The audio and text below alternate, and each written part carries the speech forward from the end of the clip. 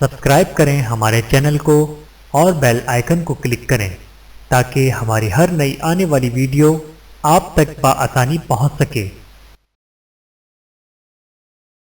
بسم اللہ الرحمن الرحیم۔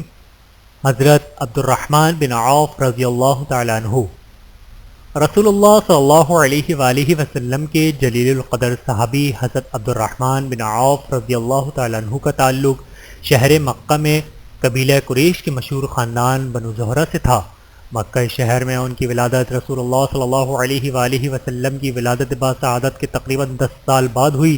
حضرت عبد الرحمن رضی اللہ تعالیٰ عنہ السابقین اولین یعنی بھلائی میں سبھی لوگوں پر سبقت لے جانے والوں میں سے تھے، یعنی وہ عظیم ترین افراد جنہوں نے بالکل ابتدائی دور میں دین اسلام قبول کیا کہ جب مسلمانوں کے لیے بہت ہی مظلومیت اور بے بسی و بے اختیارگی کا زمانہ چل رہا تھا۔ یہی وجہ ہے کہ ان حضرات کا بڑا مقام و مرتبہ ہے، ان کے لیے عظیم خوشخبریاں ہیں اور انہیں قرآن کریم میں السابقین اولین کے نام سے یاد کیا گیا ہے۔ مزید یہ کہ حضرت عبد الرحمن بن عوف عشرہ مبشرہ یعنی ان 10 خوش نصیب ترین افراد میں سے تھے جنہیں اس دنیا کی زندگی میں ہی رسول اللہ صلی اللہ علیہ وآلہ وسلم نے جنت کی خوشخبری فرمائی تھی۔ مکہ شہر میں دین اسلام کا شروع ہونے سے قبل ہی حضرت عبد الرحمن بن عوف کہ حضرت ابوبکر صدیق رضی اللہ تعالیٰ عنہم کے ساتھ خاص دوستی اور قربت تھی، دونوں میں بہت گہرے روابط تھے۔ چنانچہ ظہور اسلام کے بعد حضرت ابوبکر صدیق رضی اللہ تعالیٰ عنہ کی دعوت کے نتیجے میں ہی حضرت عبد الرحمن بن عوف رضی اللہ تعالیٰ عنہ مشرف اسلام ہوئے۔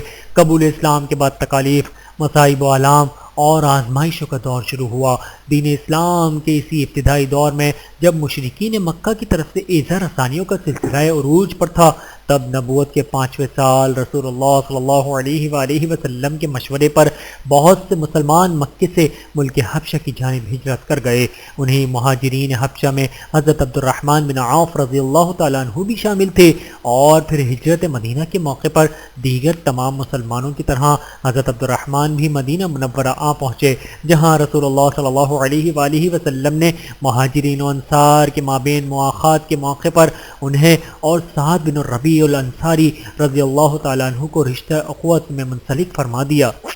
اس رشتہ اخوت میں بن جانے کے بعد حضرت سعد بن الربیع رضی اللہ تعالیٰ عنہ نے حضرت عبد الرحمن بن عوف رضی اللہ تعالیٰ عنہ کو مخاطب کرتے ہوئے یوں کہا، دیکھیے عبد الرحمن، میرے پاس خوب مال و دولت ہے، وہ ہم آپس میں تقسیم کر لیتے ہیں، نیز میرے پاس کھجوروں کے 2 باغ ہیں، ان میں سے جو آپ کو پسند آئے وہ آپ لے لیجئے۔ حضرت عبد الرحمن بن عوف رضی اللہ تعالیٰ عنہ نے اپنے انصاری بھائی کی اس مخلصانہ پیشکش پر ان کا خوب شکریہ ادا کیا، اور پھر انہیں مخاطب کرتے ہوئے کہا، یا اللہ آپ کے مال میں مزید خیر و برکت عطا فرمائے، آپ بس مجھے ذرا بازار کا راستہ دکھا دیجئے۔ یوں حضرت عبد الرحمن بن عوف رضی اللہ تعالیٰ عنہ نیز دیگر تمام مہاجرین نے اپنے انصاری بھائیوں کی اس مہمان نوازی، حسن اخلاق، شرافت، فراخ دلی اور بے مثال اثار سے ناجائز فائدہ اٹھانے کی کوشش نہیں کی، بلکہ ان پر بوجھ بننے کے بجائے محنت و مشقت کا راستہ اختیار کیا اور جلد از جلد خود اپنے پیروں پر کھڑے ہونے کی جد و جہد میں مشغول ہو گئے۔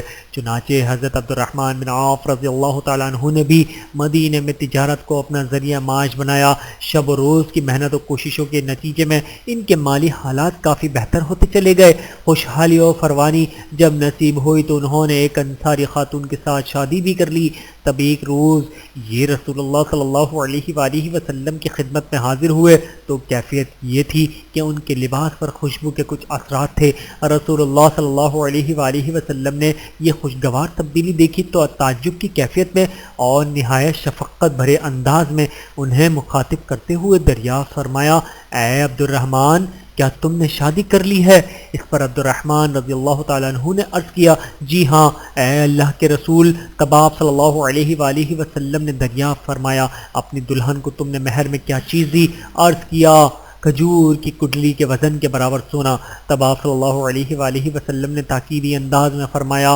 ولیمہ ضرور کرنا، اگرچہ محض 1 بکری ہی کیوں نہ ہو۔ اور پھر اس موقع پر آپ صلی اللہ علیہ وآلہ وسلم نے انہیں دعائیں خیر دیتے ہوئے یہ ارشاد بھی فرمایا، اللہ تمہیں خیر و برکت عطا فرمائے، بحوالہ صحیح بخاری۔ اس موقع پر رسول اللہ صلی اللہ علیہ وآلہ وسلم نے اپنے صحابی عبد الرحمن بن عوف رضی اللہ تعالیٰ عنہ کو اس دعائے خیر و برکت سے جو نوازا اور پھر اس مبارک دعا کا جو اثر ظاہر ہوا، اس بارے میں حضرت عبد الرحمن بن عوف رضی اللہ تعالیٰ عنہ فرماتے ہیں، اس دعائے خیر کے بعد دنیاوی نعمتیں خود بخود میرے پاس آتی ہی چلی گئیں، یہاں تک کہ مجھے یہ گمان ہونے لگا کہ اگر میں کوئی پتھر بھی اٹھاؤں گا تو اس کے نیچے سے میرے لیے سونا یا چاندی برآمد ہوگا۔ ہجرت مدینہ کے بعد جلد ہی جب غزوات کی نوبت آئی تو حق و باطل کے درمیان پہلی یادگار جنگ یعنی غزوہ بدر کے موقع پر اور پھر دوسری جنگ احد کے موقع پر حضرت عبد الرحمن بن عوف رضی اللہ تعالیٰ عنہ رسول اللہ صلی اللہ علیہ وآلہ وسلم کی زیر قیادت شریک بلکہ پیش رہے اور شجاعت و بہادری کے خوب جوہر دکھاتے رہے۔ بالخصوص غزوہ احد کے موقع پر جب مسلمان اپنی ہی ایک غلطی کی وجہ سے جیتی ہوئی جنگ ہار گئے، ہر طرف افراتفری پھیل گئی، تب اس نازک ترین صورتحال میں مٹھی بھر چند افراد جو رسول اللہ صلی اللہ علیہ وآلہ وسلم کے ہمراہ موجود تھے، انہی میں سے حضرت عبد الرحمن بن عوف رضی اللہ تعالیٰ عنہ بھی شامل تھے۔ اس موقع پر انہوں نے بڑی تکلیفیں اٹھائیں، بہت چوٹیں کھائیں، تلواروں اور تیروں کے بہت سے زخم لگے، لیکن ان کی بہادری اور ثابت قدمی میں کوئی فرق نہ آیا، پائے استقامت میں ذرہ برابر لغزش نہیں آئی۔ اور پھر جنگ کے اختتام پر جب میدان جنگ سے نکلے تو کیفیت یہ تھی کہ جسم مختلف مقامات پر 20 سے زیادہ کاری زخم لگے ہوئے تھے۔ بدر اور پھر احد کے بعد بھی رسول اللہ صلی اللہ علیہ وآلہ وسلم کی حیات طیبہ کے دوران جتنے بھی غزوات پیش آئے، عبد الرحمن بن عوف رضی اللہ تعالیٰ عنہ ہمیشہ ہر غزوے کے موقع پر رسول اللہ صلی اللہ علیہ وآلہ وسلم کی زیر قیادت شریک رہے بلکہ پیش رہے اور شجاعت و جرات کے خوب جوہر دکھائے۔ سن 6 ہجری میں رسول اللہ صلی اللہ علیہ وآلہ وسلم میں دمت الجندل کی جانب لشکر کی روانگی کے وقت حضرت عبد الرحمن بن عوف رضی اللہ تعالیٰ عنہ کو اس لشکر کا سپہ سالار مقرر فرمایا۔ اس موقع پر آپ صلی اللہ علیہ وآلہ وسلم نے نہایت شفقت و محبت کے ساتھ خود اپنے دست مبارک سے ان کے سر پر امامہ باندھا اور پھر دعائے خیر و برکت کے ساتھ انہیں روانہ فرمایا۔ یوں دین اسلام کی سر بلندی کی خاطر حضرت عبد الرحمن بن عوف رضی اللہ تعالیٰ عنہ روز اول سے ہی قدم قدم پر مصائب و آلام کا خندہ پیشانی کے ساتھ مقابلہ کرتے رہے۔ ہجرت حبشہ ہو یا ہجرت مدینہ، مشرکین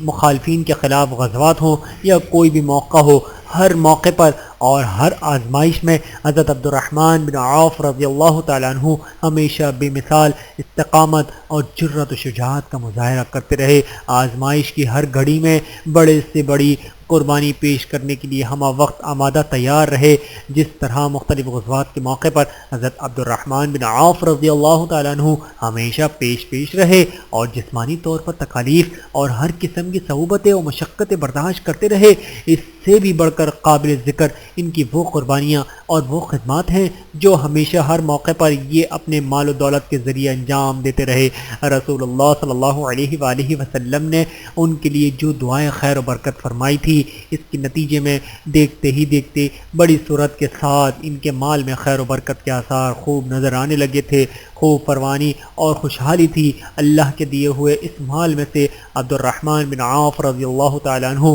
ہمیشہ اللہ کے بندوں کی فلاح و بہبود کی خاطر، نیز اللہ کے دین کی سربلندی کی خاطر، خصوصاً مختلف غزوات کے موقع پر خوب دل کھول کر اور بڑی ہی ثقافت و فیاضی کے ساتھ مال و دولت خرچ کرتے رہے اور یوں راہ حق میں جسمانی قربانی کے ساتھ ساتھ مالی قربانیوں کی بھی ایک طویل داستان رقم کر گئے۔ خصوصاً سن 9 ہجری میں پیش آنے والے تاریخ غزوہ تبوک کے موقع پر جب قحط کا زمانہ چل رہا تھا، مال و اسباب، اسلحہ، خوراک، غرض یہ کہ ہر لحاظ سے بڑی تنگی و اسرت کا سامنا تھا۔ اس موقع پر حضرت عبد الرحمن بن عوف رضی اللہ تعالیٰ عنہ نے 200 اوقیہ خالص سونا بطور تعاون پیش کیا تھا اور پھر یہ لشکر رسول صلی اللہ علیہ وآلہ وسلم کی زیر قیادت مدینہ سے اپنی منزل مقصود یعنی تبوک کی جانب رواں دوا تھا۔ یہ طویل ترین مسافت طے کرنے کے بعد جب یہ لشکر تبوک پہنچا تو وہاں ایک اور بہت بڑی فضیلت و سعادت عبد الرحمن بن عوف رضی اللہ تعالیٰ عنہ کی منتظر تھی۔ ہوا یہ کہ ایک روز جب فجر کی نماز کا وقت ہو چکا تھا رسول اللہ صلی اللہ علیہ وآلہ وسلم قضائے حاجت کی غرض سے کچھ دور تشریف لے گئے تھے، جبکہ اسلامی لشکر میں موجود سبھی افراد وہاں نماز باجماعت کی غرض سے موجود تھے۔ ایسے میں یہ اندیشہ پیدا ہونے لگا کہ کہیں نماز فجر کا وقت نہ نکل جائے۔ اب سبھی لوگ تشویش میں مبتلا ہو گئے۔ کچھ لوگوں نے اصرار کیا کہ ہمیں نماز قضا نہیں کرنی چاہیے، رسول اللہ صلی اللہ علیہ وآلہ وسلم کو شاید کسی وجہ سے تاخیر ہو گئی ہے۔ اگر آپ صلی اللہ علیہ وآلہ وسلم کو اس بات کا علم ہوگا کہ ہم سب نے محض آپ صلی اللہ علیہ وآلہ وسلم کے انتظار میں نماز قضا کر دی ہے تو یقیناً آپ صلی اللہ علیہ وآلہ وسلم ناراض ہوں گے، لہٰذا ہمیں اب نماز پڑھ لینی چاہیے۔ جبکہ دیگر کچھ لوگوں کا اصرار یہ تھا کہ ہمیں بہر صورت رسول اللہ صلی اللہ علیہ وآلہ وسلم کا انتظار کرنا چاہیے۔ یہی صورتحال جاری تھی کہ اس دوران کچھ لوگوں نے حضرت عبد الرحمن بن عوف رضی اللہ تعالیٰ عنہ سے امامت کے لیے خوب اصرار کیا اور پھر تقریباً زبردستی انہیں امامت کے لیے آگے بڑھا دیا، جس پر حضرت عبد الرحمن بن عوف رضی اللہ تعالیٰ عنہ کی امامت میں نماز باجماعت کا آغاز ہوا۔ اسی دوران رسول اللہ صلی اللہ علیہ وآلہ وسلم بھی تشریف لے آئے اور تب آپ صلی اللہ علیہ وآلہ وسلم نے دیگر تمام افراد کی طرح عبد الرحمن بن عوف رضی اللہ تعالیٰ عنہ کی اقتداء میں ہی اس روز نماز فجر ادا کی، اور یوں اس تاریخی غزوہ تبوک کے موقع پر یہ اتنی بڑی سعادت بھی ان کے حصے میں آئی۔ رسول اللہ صلی اللہ علیہ وآلہ وسلم کے مبارک دور میں یوں ہمیشہ ہی آپ صلی اللہ علیہ وآلہ وسلم کے ساتھ حضرت عبد الرحمن کا یہ تعلق خاطر، یہ محبتیں اور قربتیں اسی طرح پروقار رہیں اور اسی کیفیت میں شب و روز کا یہ سفر جاری رہا۔ حضرت عبد الرحمن بن عوف رضی اللہ تعالیٰ عنہ عہد نبوی کے بعد رسول اللہ صلی اللہ علیہ وآلہ وسلم کے مبارک دور میں حضرت عبد الرحمن بن عوف رضی اللہ تعالیٰ عنہ ہمیشہ نہایت ذوق و شوق اور اہتمام و التزام کے ساتھ آپ صلی اللہ علیہ وآلہ وسلم کی خدمت میں حاضری، خدمت گزاری، علمی استفادہ اور کسب فیض میں مشغول و منہمک رہے۔ اسی طرح رسول اللہ صلی اللہ علیہ وآلہ وسلم کی طرف سے بھی ان کے لیے محبتوں اور عنایتوں کا مبارک سلسلہ ہمیشہ جاری رہا۔ آپ صلی اللہ علیہ وآلہ وسلم تادم آخر ان سے انتہائی مسرور و مطمئن رہے، یہاں تک کہ اسی کیفیت میں رسول اللہ صلی اللہ علیہ وآلہ وسلم کا مبارک زمانہ گزر گیا۔ عہد نبوی کے بعد اب خلیفہ اول حضرت ابوبکر صدیق رضی اللہ تعالیٰ عنہ کے دور خلافت میں بھی انہیں دینی، علمی، معاشرتی، سیاسی غرض یہ کہ ہر حیثیت سے بڑی اہمیت حاصل رہی، اور انہی حضرت ابوبکر صدیق رضی اللہ تعالیٰ عنہ کے خاص دوست، قریبی ساتھی اور مشیر خاص کی حیثیت سے دیکھا جاتا رہا۔ مکہ شہر میں دین اسلام کے بالکل ابتدائی دنوں میں حضرت ابوبکر صدیق رضی اللہ تعالیٰ عنہ کی دعوت و کوشش کے نتیجے میں ہی تو عبد الرحمن بن عوف رضی اللہ تعالیٰ عنہ مشرف با اسلام ہوئے تھے، لہٰذا ان دونوں جلیل القدر شخصیات میں گہری محبت و قربت یقیناً فطری چیز تھی۔ اور پھر خلیفہ دوم حضرت عمر بن خطاب رضی اللہ تعالیٰ عنہ کے دور خلافت میں بھی حضرت عبد الرحمن بن عوف رضی اللہ تعالیٰ عنہ کی یہی حیثیت اور ممتاز و منفرد مقام و مرتبہ برقرار رہا۔ یہی وجہ تھی کہ حضرت عمر رضی اللہ تعالیٰ عنہ جب نماز فجر کی امامت کے دوران قاتلانہ حملے کے نتیجے میں شدید زخمی ہو گئے تھے، تب انہوں نے فوری طور پر نماز مکمل کرنے کی غرض سے حضرت عبد الرحمن بن عوف رضی اللہ تعالیٰ عنہ کو اپنی جگہ آگے بڑھا دیا تھا۔ نیز اس موقع پر حضرت عمر رضی اللہ تعالیٰ عنہ کو مسجد سے گھر منتقل کیے جانے کے بعد ان کی نازک حالت کے پیش نظر اکابر صحابہ میں سے متعدد شخصیات نے جب یہ اصرار کیا تھا کہ اے امیر المؤمنین، آپ اپنا کوئی جانشین مقرر کر دیجئے، تب آپ رضی اللہ تعالیٰ عنہ نے جن 6 افراد کے نام گنوائے تھے یہ تاکید کی تھی کہ یہی 6 افراد باہمی مشاورت کے بعد آپس میں سے ہی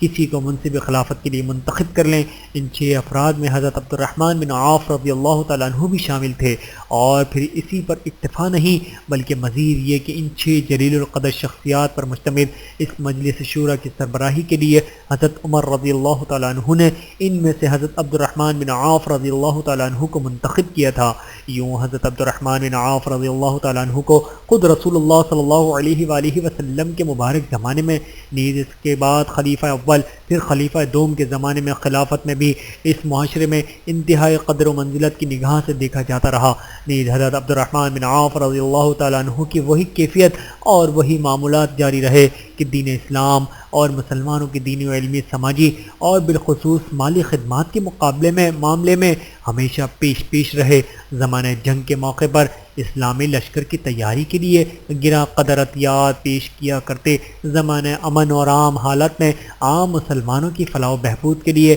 انتہائی سخاوت و فیاضی، انسان دوستی اور دریا دلی کا مظاہرہ کیا کرتے تھے۔ ایک ایسا وقت بھی آیا کہ جب یہ بات تمام لوگوں میں ضرب المثل بن گئی کہ مدینہ شہر میں ہر کسی انسان کا ضرور کسی نہ کسی شکل میں عبد الرحمن بن عوف رضی اللہ تعالیٰ عنہ کے مال کے ساتھ تعلق ہے، کیونکہ ان کا یہ معمول تھا کہ مدینہ شہر میں جو خوشحال اور صاحب حیثیت افراد تھے، ان کے لیے یہ وقتاً فوقتاً غیر سگالی اور باہمی اخوت و محبت کے اظہار کے طور پر ہدایہ تحائف روانہ کیا کرتے تھے۔ ضرورت مندوں کو روپیہ پیسہ بطور قرض دیا کرتے تھے۔ جو نادار اور مفلس قسم کے لوگ تھے، بڑے پیمانے پر صدقات و خیرات کے ذریعے ہمیشہ ان کی مدد و اعانت کیا کرتے تھے۔ الغرض اس دور میں مدینہ شہر میں آباد ہر شخص کا عبد الرحمن بن عوف رضی اللہ تعالیٰ عنہ کے مال و دولت کے ساتھ کسی نہ کسی شکل میں تعلق ضرور تھا، ہدایہ و تحائف، قرض اور یا پھر صدقہ و خیرات کی شکل میں۔ اس معاشرے میں بالخصوص 3 قسم کے افراد ایسے تھے جن پر عبد الرحمن بن عوف رضی اللہ تعالیٰ عنہ بہت زیادہ دریا دلی کے ساتھ اپنا مال و دولت خرچ کیا کرتے تھے۔ پہلی قسم تمام بدری حضرات، یعنی وہ جلیل القدر شخصیات جنہیں حق و باطل کے درمیان لڑی جانے والی اولین اور اہم ترین جنگ یعنی غزوہ بدر میں شرکت کا شرف نصیب ہوا۔ حضرت عبد الرحمن بن عوف رضی اللہ تعالیٰ عنہ ہمیشہ پابندی کے ساتھ ان کی خدمت میں قیمتی تحائف بھیجتے رہتے تھے۔ دوسری قسم قبیلہ قریش کے خاندان بنو زہرہ سے تعلق رکھنے والے افراد، کیونکہ خود عبد الرحمن بن عوف رضی اللہ تعالیٰ عنہ کا تعلق بھی اسی خاندان بنو زہرہ سے تھا۔ تیسری قسم امہات المؤمنین یعنی رسول اللہ صلی اللہ علیہ وآلہ وسلم کی ازواج مطہرات۔ رسول اللہ صلی اللہ علیہ وآلہ وسلم کی اس جہان فانی سے رحلت کے بعد حضرت عبد الرحمن بن عوف رضی اللہ تعالیٰ عنہ تمام امہات المؤمنین کی ضروریات زندگی کا بہت زیادہ خیال رکھا کرتے تھے۔ ہمیشہ ان سبھی کی خدمت میں اشیاء خورد و نوش و دیگر اشیاء ضرورت نیز قیمتی ہدیہ تحائف ارسال کرتے رہنا ان کا روز مرہ کا معمول تھا۔ بالخصوص ہر سال حج بیت اللہ کے موقع پر یہ ان کے ہمراہ جاتے، دوران سفر ہر طرح سے ان کی ضروریات کا خیال رکھتے، خوب خدمت بجا لاتے، ان کے لیے عمدہ ترین سواریوں کا انتظام، نیز ہر طرح ان کی راحت و آرام اور قیام و طعام کا بندوبست خود اپنی ذاتی نگرانی میں کیا کرتے۔ ظاہر ہے کہ امہات المؤمنین رضوان اللہ علیہم کی خدمت اور ان کی خبرگیری بذات خود بہت بڑی سعادت تھی۔ مزید یہ کہ اس سے عبد الرحمن بن عوف رضی اللہ تعالیٰ عنہ کی ایک اور بڑی سعادت مندی یہ بھی ظاہر ہوتی ہے کہ امہات المؤمنین کو ان پر کس قدر اعتماد تھا اور مکمل بھروسہ تھا۔ یوں ہجرت مدینہ کے فوری بعد ایک موقع پر رسول اللہ صلی اللہ علیہ وآلہ وسلم نے ان کے لیے جو دعائیں خیر و برکت فرمائی تھی، اس کے نتیجے میں ان کی خوشحالی و پروانی میں حیرت انگیز طور پر مسلسل اضافہ ہوتا چلا ہی گیا۔ یہ کہ اللہ کے دیے ہوئے اس مال میں سے ہمیشہ دین اسلام کی سربلندی اور مسلمانوں کی خیر و خوبی کے لیے مسلسل انتہائی سخاوت و پیازی کے ساتھ خرچ کرتے رہے، مگر یہ تمام مال و دولت اور روپیہ پیسہ انہیں اللہ کی یاد سے یا دینی فرائض کی ادائیگی سے کبھی غافل نہ کر سکا، نہ ہی ان کے مزاج میں کسی قسم کی خرابی، بگاڑ یا تکبر و غرور کا سبب بن سکا۔ اپنی زندگی کے آخری ایام میں انہیں اکثر یہ فکر لاحق رہتی تھی کہ اللہ نے جو مجھے اس قدر مال و دولت اور خوشحالی فروانی سے نوازا رکھا ہے، کہیں ایسی بات تو نہیں کہ اللہ نے مجھے سب کچھ بس اسے عارضی و فانی دنیا میں ہی دے دیا ہے اور وہاں آخرت کی ابدی اور دائمی زندگی میں میرے لیے فقط محرومی ہو۔ یہ بات سوچ کر بہت زیادہ پریشان ہو جاتے، اکثر رقت طاری ہو جاتی اور تب اللہ کی راہ میں مزید صدقہ و خیرات کرتے۔ یوں انفاق کی فی سبیل اللہ کا یہ سلسلہ آخری ایام میں بہت زیادہ بڑھ گیا تھا۔ چنانچہ انہی دنوں میں سن 32 ہجری میں یہ واقعہ بھی پیش آیا جب کل 313 بدری حضرات میں سے 100 بقید حیات تھے۔ تب حضرت عبد الرحمن بن عوف رضی اللہ تعالیٰ عنہ نے 100 بدری حضرات میں سے ہر ایک کی خدمت نقد 400 دینار بطور ہدیہ ارسال کیے، جو یقیناً بہت خطیر رقم تھی۔ انہی دنوں ایک بار ملک شام سے ان کا تجارتی قافلہ مدینہ پہنچا۔ یہ قافلہ سامان تجارت سے لدے ہوئے 700 اونٹوں پر مشتمل تھا۔ بڑی تعداد میں خدام و ملازمین بھی ہمراہ تھے۔ مال و اسباب سے لدے ہوئے یہ 700 اونٹ اور ان کے چلانے اور ہنکانے والے دیگر ملازمین جب مدینہ پہنچے اور وہاں مختلف گلیوں اور محلوں سے گزرتے ہوئے جب یہ سب آگے بڑھ رہے تھے تو ان کی نقل و حرکت اور شور و غل کی وجہ سے عجب سما بن گیا۔ ہر کوئی گھر سے نکل کر حیرت سے اس قافلے کو تکنے لگا۔ ایسے میں کسی نے اس قافلے کی جانب دیکھتے ہوئے عبد الرحمن بن عوف رضی اللہ تعالیٰ عنہ کے بارے میں کوئی ایسی بات کہی جس سے یہ مفہوم سمجھ میں آتا تھا کہ عبد الرحمن بن عوف تو بس اپنی دنیا داری میں ہی کھو کر رہ گئے ہیں۔ جلد ہی یہ بات کس طرح عبد الرحمن بن عوف رضی اللہ تعالیٰ عنہ تک پہنچ گئی۔ ابھی وہ قافلہ مدینہ شہر میں اپنی آخری منزل تک پہنچا بھی نہیں تھا، مال و اسباب ان اونٹوں سے اتارنے کی ابھی نوبت بھی نہیں آئی تھی کہ کسی تاخیر کے بغیر فوراً ہی حضرت عبد الرحمن بن عوف رضی اللہ تعالیٰ عنہ اپنی جگہ سے اٹھے اور نہایت سرعت و بے چینی کی کیفیت میں اس قافلے کے پاس پہنچے اور وہاں موجود تمام افراد کو مخاطب کرتے ہوئے بآواز بلند یہ الفاظ کہے: لوگو، تم سب گواہ رہنا کہ میں اپنے یہ تمام 700 اونٹ بما سامان اللہ کی راہ میں صدقہ کرتا ہوں۔ شب روز اور ماہ وصال کا یہ سفر جاری رہا۔ سن 32 ہجری میں ایک دن جب حضرت عبد الرحمن بن عوف رضی اللہ تعالیٰ عنہ نے روزہ رکھا ہوا تھا، افطار کا وقت تھا۔ جب قریب آیا، خادم نے افطار کا سامان اور کھانا وغیرہ پیش کیا۔ اس کھانے پر جب نظر پڑی تو انتہائی اداس ہو گئے، مزاج پر رقت طاری ہو گئی۔ دسترخوان پر کچھ مہمان بھی موجود تھے۔ انہوں نے جب ان کی یہ اچانک افسردگی و پریشانی دیکھی تو اس چیز کی وجہ دریافت کی۔ تب عبد الرحمن بن عوف رضی اللہ تعالیٰ عنہ کی آنکھوں سے آنسو چھلکنے لگے اور گلوگیر آواز میں یوں گویا ہوئے: مصعب بن عمیر تو مجھ سے بہت اچھے تھے، اللہ کے ہاں ان کا مقام و مرتبہ مجھ سے زیادہ تھا، لیکن اس کے باوجود کیفیت یہ ہوئی کہ آج سے تقریباً 30 سال قبل احد کے میدان میں رسول اللہ صلی اللہ علیہ وآلہ وسلم کی معیت میں جب ہم انہیں کفن پہنا رہے تھے، تب کیفیت یہ تھی کہ ہم ان کا سر ڈھانپتے تو پاؤں ظاہر ہو جاتے، پاؤں ڈھانپنے کی کوشش کرتے تو سر اور چہرہ ظاہر ہو جاتا۔ آخر اس ناکام کوشش کے بعد بس اسی طرح اس ادھورے اور پھٹے پرانے سے کفن میں ہی ہم نے انہیں سپرد خاک کر دیا۔ حالانکہ وہ تو مجھ سے بہت بہت بہت اچھے تھے، مگر پھر بھی اس حالت میں وہ دنیا سے رخصت ہوئے۔ اتنا کہنے کے بعد عبد الرحمن بن عوف رضی اللہ تعالیٰ عنہ خوب پھوٹ پھوٹ کر رونے لگے، اور پھر تھوڑی دیر بعد جب طبیعت کچھ سنبھلی تو یوں بولے: مصعب بن عمیر کا تو حال، جبکہ میرے پاس یہ اس قدر مال و دولت کی فراوانی، کہیں ایسا تو نہیں کہ اللہ نے مجھے سب کچھ بس یہیں اس فانی و عارضی دنیا میں ہی دے دیا ہو اور وہاں آخرت میں میرے لیے اب کچھ نہیں ہو، نہ جانے وہاں اللہ کے پاس میرا اب کیا بنے گا۔ یہ سوچ تھی حضرت عبد الرحمن بن عوف رضی اللہ تعالیٰ عنہ کی، اور یہ جذبہ تھا جس کی وجہ سے مال و دولت کی فراوانی، خوشحالی اور ہر قسم کی دنیاوی مال و اسباب کی بہتات کے باوجود ان کے مزاج میں کسی خرابی کی بجائے اور ان کے اخلاق و کردار میں کسی فساد کی بجائے اپنے اللہ کے ساتھ تعلق مزید مضبوط و مستحکم کرنے کی لگن، اللہ کے سامنے جواب دہی کا ہمہ وقت احساس، نیز اللہ کے بندوں کے ساتھ حسن سلوک اور ان کی مدد و اعانت کا جذبہ ہر گزرتے ہوئے لمحے کے ساتھ مضبوط سے مضبوط تر ہوتا ہی چلا گیا۔ اسی کیفیت میں آتے جاتے موسموں کا یہ سفر جاری رہا۔ آخر سن 32 ہجری میں 75 سال کی عمر میں مدینہ منورہ میں ان کا انتقال ہو گیا۔ خلیفہ وقت امیر المؤمنین حضرت عثمان بن عفان رضی اللہ تعالیٰ عنہ، حضرت علی بن ابی طالب رضی اللہ تعالیٰ عنہ، حضرت سعد بن ابی وقاص رضی اللہ تعالیٰ عنہ، دیگر متعدد کبار صحابہ رضوان اللہ علیہم اجمعین نے مل کر تجہیز تکفین کے فرائض انجام دیے۔ نماز جنازہ ان کی وصیت کے مطابق خلیفہ وقت حضرت عثمان بن عفان رضی اللہ تعالیٰ عنہ نے پڑھائی، اور پھر مدینہ منورہ کے قبرستان بقیع میں انہیں سپرد خاک کر دیا گیا۔ یوں رسول اللہ صلی اللہ علیہ وآلہ وسلم کے یہ انتہائی عظیم المرتبہ اور جلیل القدر صحابی حضرت عبد الرحمن بن عوف رضی اللہ تعالیٰ عنہ اپنے اللہ سے جا ملے۔ اللہ تعالیٰ جنت الفردوس میں عبد الرحمن بن عوف رضی اللہ تعالیٰ عنہ کے درجات بلند فرمائے۔ اللہ تعالیٰ کی ان پر کروڑوں رحمتیں نازل ہوں، آمین ثم آمین۔ ربنا تقبل منا انک انت السمیع العلیم وتب علینا انک انت التواب الرحیم۔ ویڈیو دیکھنے کا بہت شکریہ۔ مزید ویڈیوز دیکھنے کے لیے ہمارے چینل کو سبسکرائب کریں۔ اگر ویڈیو پسند آئے تو لائک کریں۔ اچھی بات کو دوسروں تک پہنچانا صدقہ جاریہ ہے۔ جزاکم اللہ خیرا کثیرا۔ اپنا اور اپنے پیاروں کا بہت زیادہ خیال رکھیے گا اور مجھے دعاؤں میں یاد رکھیے گا۔ Take care. اللہ حافظ۔